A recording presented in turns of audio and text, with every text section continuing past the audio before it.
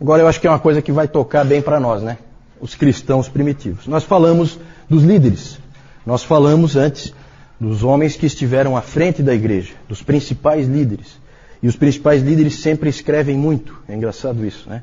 Provavelmente daqui a 200, 300 anos, certamente nós vamos estar... nós não, né? Porque daqui a 200, 300 anos acho que eu não vou estar aí. Mas a igreja vai estar falando de homens que defendem a fé hoje, como o John MacArthur, né? Vai estar falando, com certeza. São líderes reconhecidos mundialmente e que escrevem muito.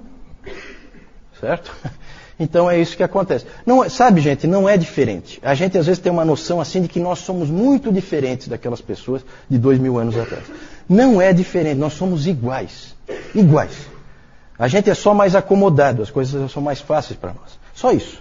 Mas a nossa forma de pensar, as nossas atitudes, é tudo a mesma coisa, não é diferente. As coisas sempre se repetem, os líderes vão escrever sim, eles vão mandar cópias dos livros para os outros, eles vão ser reconhecidos, eles vão ser avaliados, vai haver crítica, é sempre a mesma coisa. Nunca se iluda com esse tipo de pensamento de que, não, naquela época eram diferentes e tal, né? Não, gente, é sempre a mesma coisa. Claro que lugares em que não há civilização, aí é diferente, né? Uma tribo indígena lá em que eles é tudo muito arcaico, aí sim, aí é uma vida diferente. Mas aí é Império Romano. Império Romano. Boa parte dos gênios da humanidade estavam ali. Então a gente não pode se iludir quanto a isso. Vamos falar dos cristãos primitivos. Vamos começar, pode passar aí, vamos começar falando da igreja. A igreja, como é que era a vida de adoração? Como é que era o culto? Como é que funcionava tudo isso naquela época? Nós temos fontes para a gente saber como que era. Nós temos o Didaquê, nós temos um livro de Hipólito. Hipólito era um presbítero de Roma, bem encrenqueirinho ele, mas ele escreveu um livro interessante, A Tradição Apostólica, que fala muito sobre como a igreja funcionava. A primeira apologia de Justino Mártir também fala. E as próprias cartas de Plínio, o governador da Bitínia, para o imperador Trajano. Porque aí o Plínio dizia como que funcionava. Olha, eles são assim, eles fazem assim. Tudo isso aí são fontes para que a gente saiba como que a coisa funcionava naquela época. O povo de Deus reunia-se fielmente no dia do Senhor. Isso aí não dá para marcar quando começou a ideia do dia do Senhor. Isso aí sempre existiu na igreja, o dia do Senhor. E naquele tempo os presbíteros diziam assim para a congregação, eles acreditavam firmemente em Hebreus 10, 25. O que diz lá em Hebreus 10, 25? Vamos lá? Exatamente. Né? Não deixando de congregar-vos como é costume de alguns, eles criam nisso firmemente. E os presbíteros diziam assim, quando você não vinha ao culto no dia do Senhor, você estava rasgando e despedaçando o corpo de Cristo. Os caras eram duros. Então era a expressão que eles usavam. Há escritos que indicam que em muitas congregações havia culto, não só no dia do Senhor, mas também em vários dias durante a semana. Tem alguns lugares o culto era todos os dias. Todos os dias. Mas o dia do Senhor era o principal.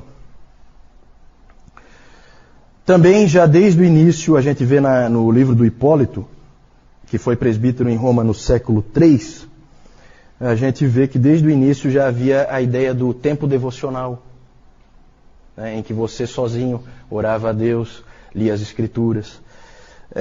A ideia, isso aí aparece, deixa eu ler para vocês um trechinho aqui. Diz assim, isso é do livro do Hipólito, que todo homem cristão e mulher cristã, quando acordar de manhã, e antes de fazer qualquer trabalho, lave suas mãos e ore a Deus, e só então vá ao seu trabalho. Mas se houver instrução na palavra de Deus, se em algum lugar estiver havendo pregação, mas se houver instrução na palavra de Deus, todos devem preferir ir àquele lugar, reconhecendo em seu coração que é Deus que eles estão ouvindo no instrutor. Então já há a ideia de que a pregação era uma forma que Deus usava para falar com o seu povo. Que mais que ele diz? Quando houver um dia em que não há instrução, que cada um pegue um livro santo e leia-o suficientemente. Essa era a ideia. As referências mais antigas ao dia do Senhor já usam o termo primeiro dia. No primeiro dia da semana. Sempre foi primeiro dia, tá? Essa história de que tinha que ser no sábado e tal. Ninguém é judeu, tá, gente? Sempre, se você é cristão, é primeiro dia. Esse debate é um debate tão... O Newton já falou sobre isso. É um debate tão assim, árido, desnecessário. A igreja nunca usou o sábado. Sempre foi o dia do Senhor, sempre foi o domingo. O Justino Marte, já na sua primeira apologia, ele já fala que nós cristãos nos reunimos no dia do sol. Certo? Era como eles chamavam o dia. Tá? Então ele tá só dizendo domingo, ele não está dizendo nada não é nenhuma referência pagã não, tá, gente? E ele dizia que isso era porque no primeiro dia Deus estabeleceu a ordem no meio do caos. E também com os cristãos, no primeiro dia, ele ressuscitou a Cristo e estabeleceu a nova criação. Ali. Essa é a justificativa, tá? Para ser no primeiro dia, pelo menos assim que eles usavam. Aí uma parte que vocês não vão gostar muito, alguns de vocês aí. As reuniões eram sempre muito cedo. Muito cedo. Sempre antes do sol nascer. Sempre. Eles diziam que era na hora do canto do galo. As reuniões ocorriam, o culto era nesses horários, sempre muito cedo. Por que isso será, hein? Provavelmente porque as pessoas tinham que trabalhar. Certo? Porque não existe essa folga que nós temos hoje. Isso aí nós vamos ver por que existe hoje.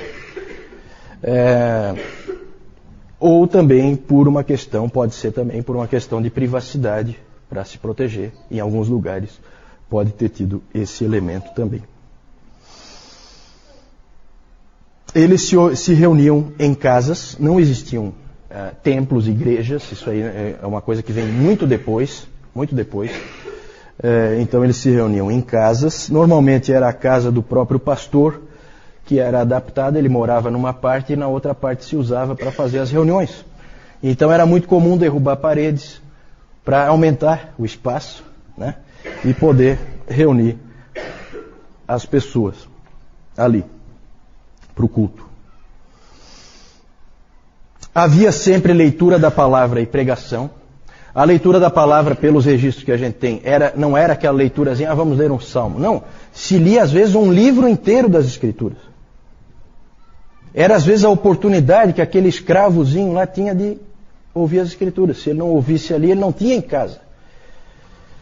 Então havia essa leitura da palavra e sempre uma pregação. A pregação podia ser em cima de um outro texto das Escrituras ou em cima do próprio texto que foi lido.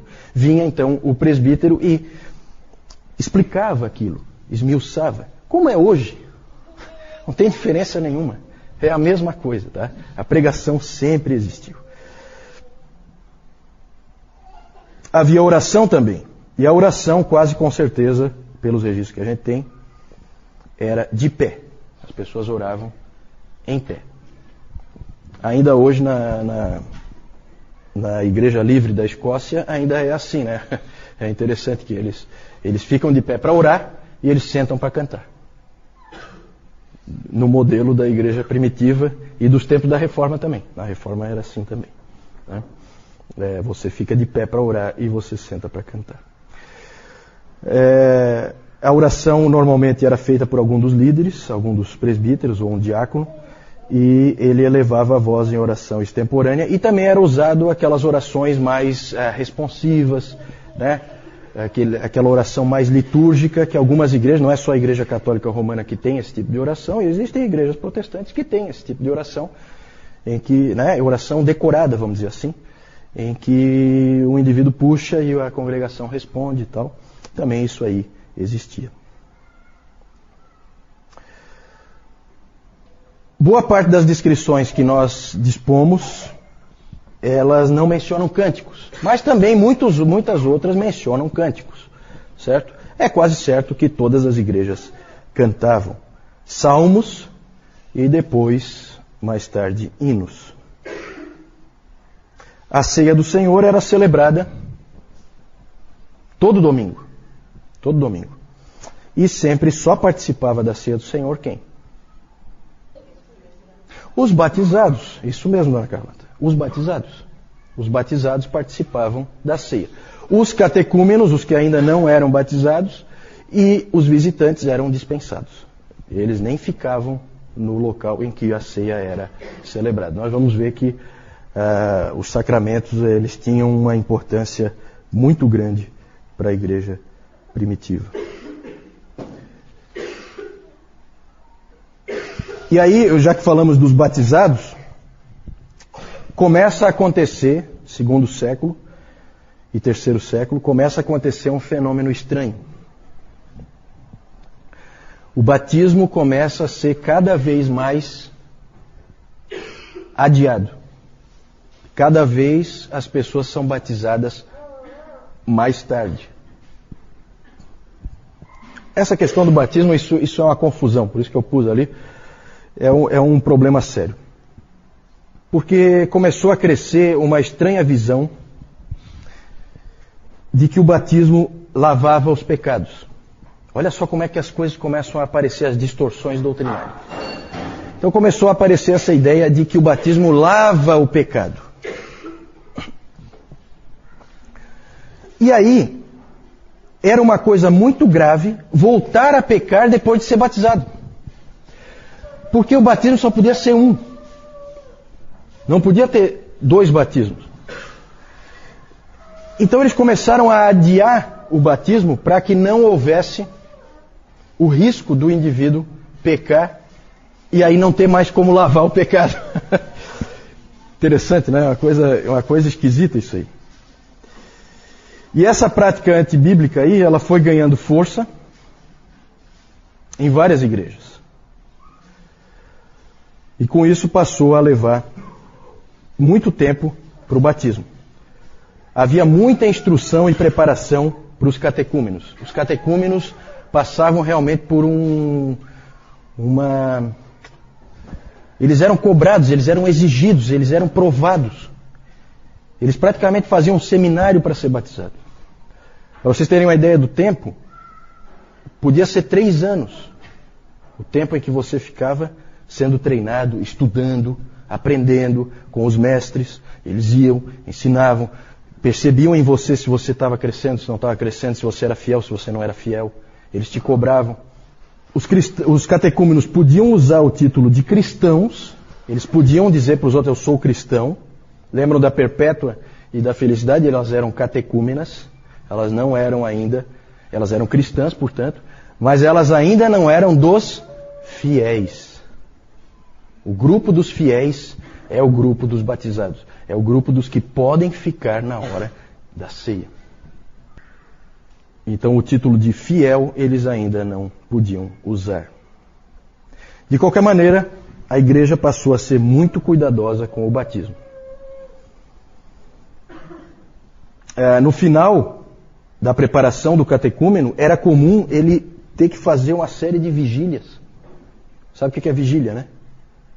Vocês sabem o que é vigília? Vocês sabem? É ficar a noite inteira acordado, orando, né? Isso é uma vigília. Orando, lendo a palavra. Então eles tinham que fazer vigílias, eles tinham que fazer jejuns. Eles eram exigidos. Para você se tornar cristão não era fácil. Não era fácil. É claro que a qualidade dos indivíduos que você acaba tendo lá no fim da linha é de primeira. São os indivíduos que vão morrer lá na espada e não vão voltar para trás. É o mártir lá, os soldados de Sebaste, que vão entrar na água e vão congelar até a morte, mas não vão sair. Certo? Então isso acabou tendo um efeito de fortalecimento da igreja. Agora é claro que a pergunta é a seguinte, é bíblico? Né? Esse aí é outro aspecto. Só que chama atenção, né, gente? Eu não sei, para mim pelo menos chama atenção a importância que era dada para a ceia. A ceia era resguardada como um tesouro em que poucos tinham acesso, poucos podiam entrar, não era para qualquer um. Então havia uma importância muito grande para aquele momento. O catecúmeno antevia aquele momento. Passou a ser comum fazer os batismos sempre no domingo de Páscoa, O domingo de Páscoa passou a ser a primeira data importante para o cristianismo, além do Dia do Senhor. Inclusive depois a questão da marcação da Páscoa virou um problema sério. Eu não vou entrar em detalhes, mas aí virou uma confusão a questão da marcação da data da Páscoa. O sentido do batismo, gente, não era claro. Como eu disse, estava ligado à remissão de pecados. E a própria ideia do pecado original, ela veio do batismo em vez do contrário. Em vez do batismo vir da ideia do pecado original. Então era uma coisa assim estranha. Era mais ou menos assim, existia o batismo e ele tinha que significar alguma coisa. E ninguém sabia o quê. Então encaixaram um significado nele que não é o bíblico, né? O Didaquê ensinava que só podia haver um batismo. Então começaram esses outros livros a influenciar. Até hoje, todo mundo crê que só pode ter um batismo, né? A não ser que algum seja considerado inválido. É comum nas igrejas batistas, uma pessoa que era católica, foi batizada, né, católico não praticante, não sei o que e tal, foi batizada criança, é comum ela se batizar novamente, certo? Mas só porque considera inválido aquele primeiro, pela fé que ela tem. Mas ficou. O Didaquê disse que é um batismo só e ficou. E é isso aí, é verdade. E passou a ser um problema sério a questão dos pecados que são cometidos depois do batismo. Nós vamos ver os tipos de problemas que isso aí gerou mais para frente. Sabe? Tudo tem uma explicação histórica. Nada é isolado. Tudo tem uma razão de ser. O modo do batismo. Aí é aquela coisa, né? Cada um quer puxar a brasa para a sua sardinha e quer dizer que não, que o modo bíblico, o modo que a igreja sempre usou foi esse aqui, que não sei o que e tal, né? Eu acho que, de novo, a igreja eu acho que já se dividiu tempo demais por causa disso aí. Existem referências no material que a gente tem daquele tempo, referências a batismo por aspersão, referências a batismo por efusão e referências a batismo por imersão. O Didaquê diz que a água tem que ser corrente e que tem que ser fria. Aí começa a aparecer essas coisas assim, né? A água tem que ser quente, aliás, tem que ser corrente e tem que ser fria. E existem várias descrições diferentes de como o batismo era feito. Hipólito diz que em Roma o batizando ficava com água pela altura dos joelhos, e aí ficava a critério de quem estava batizando se achava que ele tinha que mergulhar a cabeça dentro da água, ou se simplesmente se pegava um recipiente assim e fazia por efusão, derramava água na cabeça dele. Tertuliano diz que o batizando era imerso e depois que ele saía era aspergida água nele. Isso aí é um problema, né? Esse aí criou confusão agora. Afinal de contas, é imersão ou é aspersão? Pois é, complicado. Tudo indica que a maneira de fazer era variada e que não era um problema, não era motivo de divisão naquela época. O mais importante era a seriedade com que se encarava o batismo e não como que ele era feito.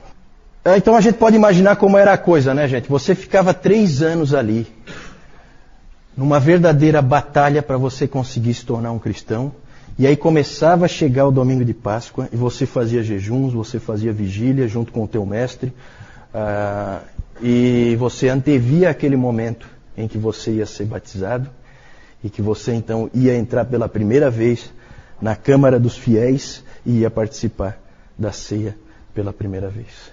É interessante como que a coisa funcionava. Por último, muita confusão no aspecto batismo de crianças. Esse sempre foi um problema também na história da igreja. Continua sendo um problema, batiza, não batiza. O batismo infantil, pelo que se pode ver do ponto de vista histórico, é uma prática bastante antiga, mas sempre foi polêmica. Sempre foi uma prática que gerou todo tipo de dificuldade, porque o batismo sempre gerou todo tipo de dificuldade. O pensamento era muito confuso. Primeira pergunta que os teólogos se faziam: a criança é inocente? A criança nasceu, é inocente? Tem implicação isso aí? Tem. Se ela for inocente, precisa lavar pecado? Não tem pecado, não precisa lavar. Então não precisa batizar. Mas se ela nasce pecadora, aí a abordagem é completamente diferente. Então você vai ter várias formas de ver por parte dos pais. O Tertuliano se opôs ao batismo infantil. Mas o motivo não está muito claro. Ele, na verdade, a preocupação dele era muito mais com aquilo que eu falei antes. Você batiza o bebê e depois ele vai pecar lá na juventude, coisa, e aí? Faz o quê? Então o Tertuliano tinha essa preocupação. Sempre na cabeça a ideia do lavar os pecados. E outros, como Cipriano, lá de Cartago, ele disse que tinha que batizar o mais rápido possível. O Agostinho já tinha dito que a criança nasce pecadora, já tinha deixado isso claro. Ela nasce pecadora e que não demora muito para ela começar a manifestar a natureza pecaminosa dela em pecados visíveis. E o Cipriano também queria assim. Então ele dizia que não era nem para esperar aqueles 8 dias. O Cipriano dizia que não era nem para esperar aqueles 8 dias, que alguns estavam esperando, por causa da semelhança que eles faziam com a circuncisão. Alguns esperavam 8 dias e daí batizavam. Aí ele disse, não espera nem isso aí. Batiza o quanto antes, porque se morrer... Inclusive o Cipriano dizia que a criança chora quando ela nasce. Não é por causa de alguma sensação que ela está tendo, ou por causa do parto, ou alguma coisa assim. Não, ela chora porque ela sabe que ela é pecadora. Ele veio com essa pérola. Eu não sei se ele entrevistou bebês ou alguma coisa assim para chegar a essa conclusão, né? Mas é assim, gente. Vejam que na questão do batismo há muita confusão. E ainda hoje há muita confusão, concordam? O batismo, e especialmente o batismo infantil, era uma prática em busca de uma teologia. Eu tenho já a coisa, eu só não sei por que eu faço. Certo? Isso aí gera todo tipo de problema. Né? Depois, com a reforma, essas coisas começam a ser mais aplainadas, as coisas começam a ficar um pouco mais claras. Nós vamos começar a perceber, gente, o quanto nós temos que ser gratos à reforma. Porque a coisa está começando a complicar. E começa cedo. O tipo de pensamento estranho que a gente vê aqui.